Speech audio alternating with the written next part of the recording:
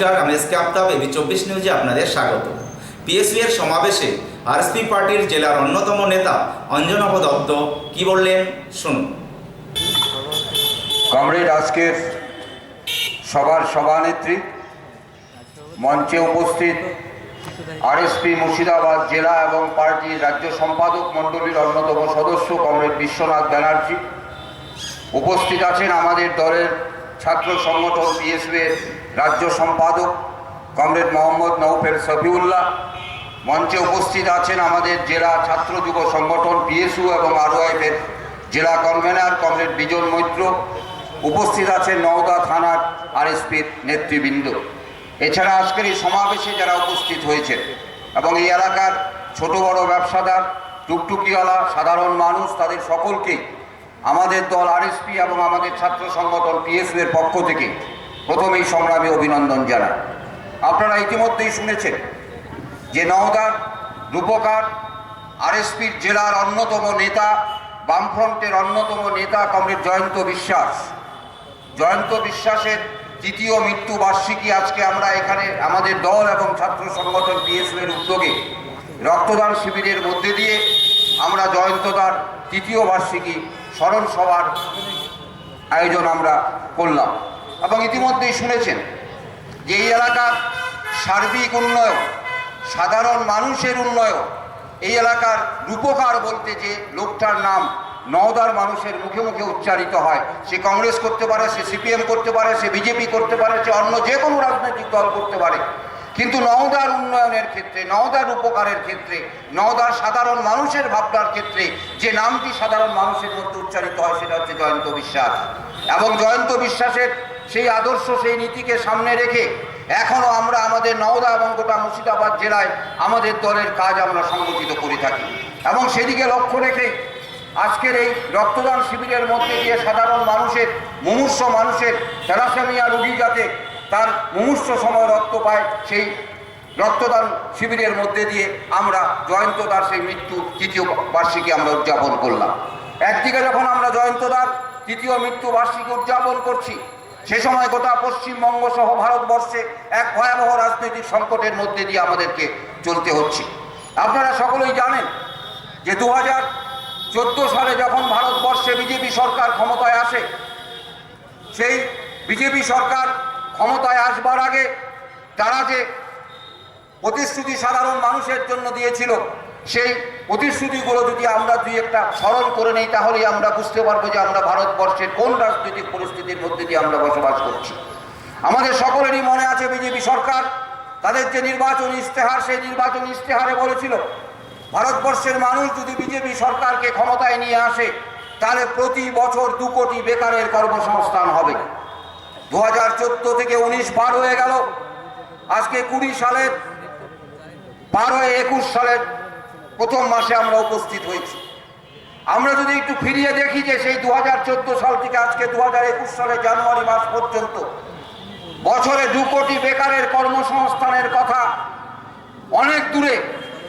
বরঞ্চ যে সমস্ত শিল্প কলকারখানা ভারতবর্ষে ছিল, যে সমস্ত রাষ্ট্রীয় প্রতিষ্ঠানের মধ্যে দিয়ে ভারতবর্ষের বেকারের কর্মসংস্থানের সুযোগ সুবিধা ছিল, ভারতবর্ষের কেন্দ্রীয় বিজেপি সরকার খুব সুকৌশলে, বিশেষ করে এই করোনা মহামারী লকডাউনের সময় খুব সুকৌশলে একের পর এক সমস্ত রাষ্ট্রীয় শিল্প কলকারখানা তারা বন্ধ করে দিচ্ছে। আজকে গোটা ভারতবর্ষে কোটি কোটি বেকার কর্মসংস্থানের জন্য হাহাকার করছে। সমস্ত রেল থেকে শুরু করে, বিমা থেকে শুরু করে, ব্যাংক থেকে শুরু করে, জল দপ্তর থেকে শুরু করে, অর্থাৎ যে সমস্ত রাষ্ট্রীয় সংস্থা ছিল সে সমস্ত রাষ্ট্রীয় সংস্থায় ভারতবর্ষের বেকার যুবক যুবতীদের কর্মসংস্থানের সংস্থান ছিল, একের পর এক সমস্ত রাষ্ট্রীয় সংস্থা ভারতবর্ষের কেন্দ্রীয় বিজেপি সরকার বন্ধ করে দিয়েছে। সুতরাং আজকে গোটা ভারতবর্ষে বেকাররা চরম সমস্যার মধ্যে দিয়ে আছে।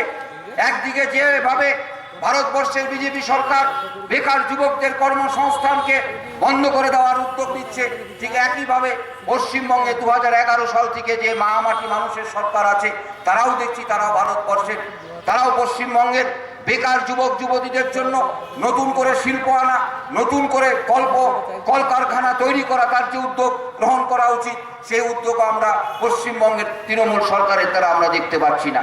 বরঞ্চ আমরা দেখছি বহু সময় একদিকে ভারতবর্ষের বিজেপি সরকার এবং একদিকে পশ্চিমবঙ্গের তৃণমূল সরকার, তারা যেন মনে হচ্ছে পরিকল্পনামাফিক যৌথ উদ্যোগে একইভাবে একদিকে রাষ্ট্রীয় শিল্প কলকারখানা বন্ধ করে দেওয়া এবং একদিকে পশ্চিমবঙ্গে নতুন করে শিল্প কলকারখানা না করার যে পরিকল্পনা, সে পরিকল্পনার মধ্যে দিয়ে মনে হচ্ছে উভয় সরকার একইভাবে একই লাইনে তারা চলবার চেষ্টা করছে। একদিকে নরেন্দ্র মোদী বলছে সেখানে পকোড়া ভাজো, একদিকে মমতা ব্যানার্জি এখানে বলছে চপ ভাজো। পকোড়া এবং চপ শিল্পের মধ্যে দিয়ে নাকি ভারতবর্ষের সমস্ত বেকার যুবক যুবতীদের কর্মসংস্থান হবে। এবং আপনারা জানেন যে আজকে গোটা ভারতবর্ষ সহ গোটা পশ্চিমবঙ্গে যে ভয়াবহ রাজনৈতিক সংকট, বিশেষ করে কৃষক আন্দোলন নিয়ে নয়া কৃষি নীতির বিরুদ্ধে যেভাবে একদিকে দিল্লিতে অবস্থান চলছে, ধর্ণা চলছে, পাশাপাশি গোটা ভারতবর্ষের বিভিন্ন রাজ্যে কৃষক সমাজ তারা তাদের উদ্যোগেই কৃষি নীতি বাতিলের দাবিতে তারা যৌথভাবে তারা সেই আন্দোলন সংগঠিত করছে। এবং সেই আন্দোলনকে সংগঠিত করার দিকে লক্ষ্য রেখে আগামী 27শে জানুয়ারি আমাদের মুর্শিদাবাদ জেলাতেও আমরা এই কৃষি নীতির বিরুদ্ধে যৌথ উদ্যোগে আমরা যে সমাবেশের ডাক দিয়েছি, ঠিক একইভাবে গোটা পশ্চিমবঙ্গের বিভিন্ন জেলায় এই কৃষি নীতি বাতিলের বিরুদ্ধে সমস্ত জেলাতে সমাবেশের মধ্যে দিয়ে ডিএমের মাধ্যম দিয়ে আমরা আমাদের ভারতবর্ষের প্রধানমন্ত্রীর কাছে আমাদের যে বিক্ষোভ, সেই বিক্ষোভের কথা আমরা জানাতে চাই। সুতরাং এমন পরিস্থিতিতে গোটা পশ্চিমবঙ্গে নতুন করে একটি আবহাওয়া তৈরি হয়েছে, নতুন করে একটা পরিবেশ তৈরি হচ্ছে।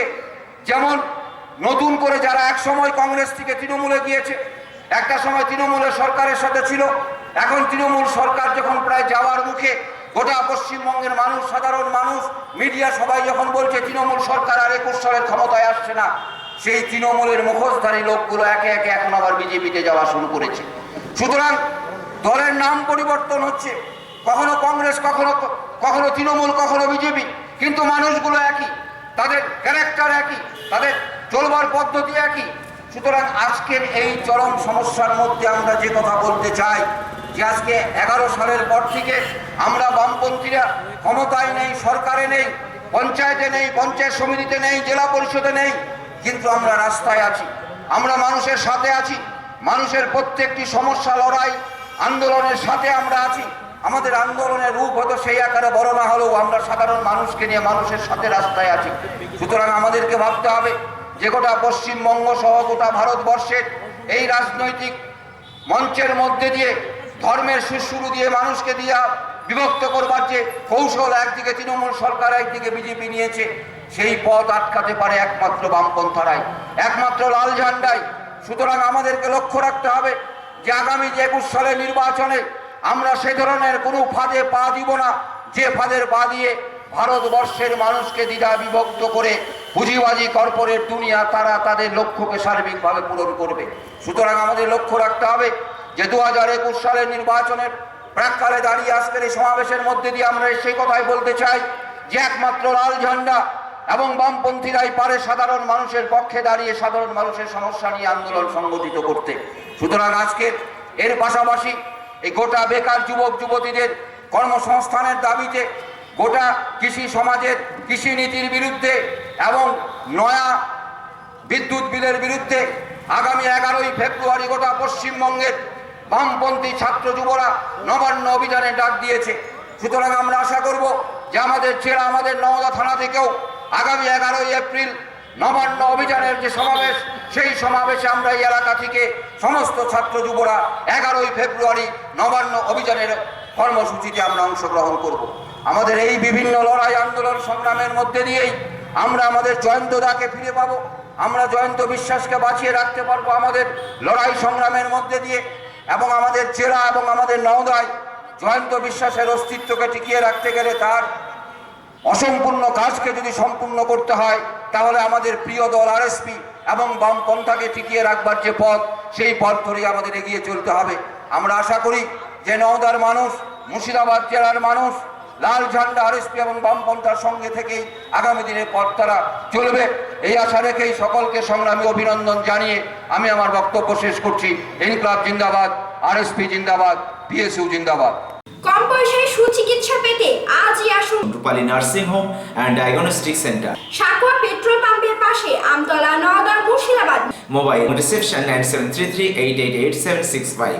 এখানে কলকাতার অভিজ্ঞতা সম্পন্ন ডাক্তারবাবু দ্বারা যত্ন সহকারে সমস্ত অপারেশন করা হয়।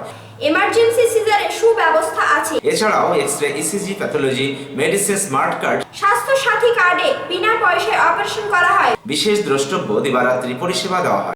সাবস্ক্রাইব করুন এবি24 নিউজ চ্যানেলটিকে, অবশ্যই বেল আইকনটিকে প্রেস করুন। সবার আগে তাজা খবরের আপডেট পেতে লাইক করুন, শেয়ার করুন এবং দেখতে থাকুন এবি24 নিউজ।